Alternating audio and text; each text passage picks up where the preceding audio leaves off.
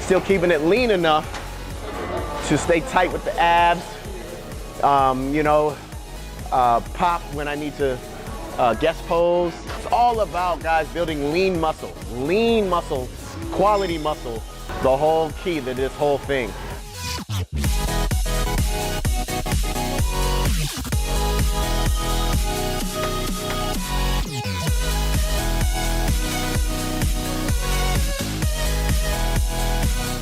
Hi, I'm Ric Drasin, sitting here with Breon Ansley, who just won the men's classic physique for Mr. Olympia. I'm so proud of you. Oh, thank you, Rick. I appreciate it. You always look awesome. Thank you, brother. You see me in here every day. I do see you every day. You see the progression, and you've seen everything. Yeah, but I don't ever see you really out of shape. I mean, you stay in shape all year round. You just hit that fine edge right before, right? Absolutely. You have to stay in shape. I mean, this is fitness and it is bodybuilding. What do you think put you over the edge? I just think my overall shape, just symmetry, balance from top to bottom, and conditioning. How did you change up your training for that? What did you do to switch it up from the last time? I just worked on bringing weak areas up.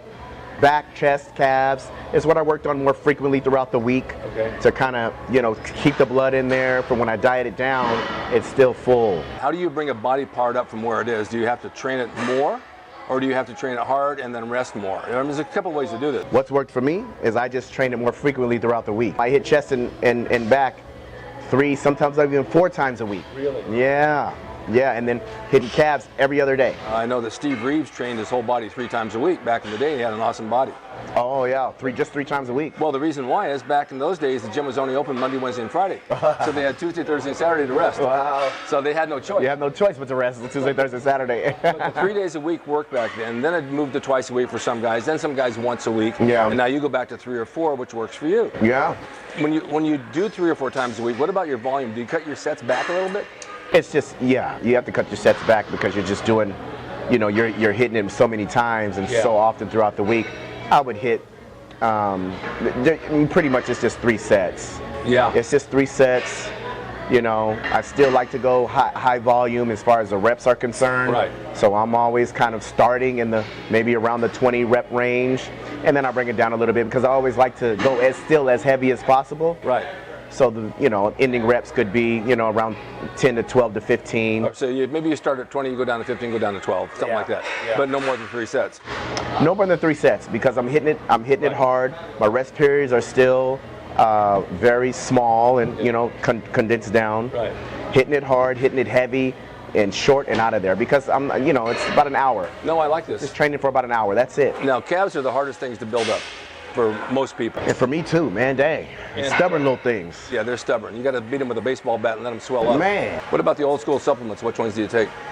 Man, that old school labs, that pre-workout, blast, BCAA and glutamine, to good muscle stabilizers and good muscle preservers. As far as greens, I'm not a big vegetable eater, but I like their bloom.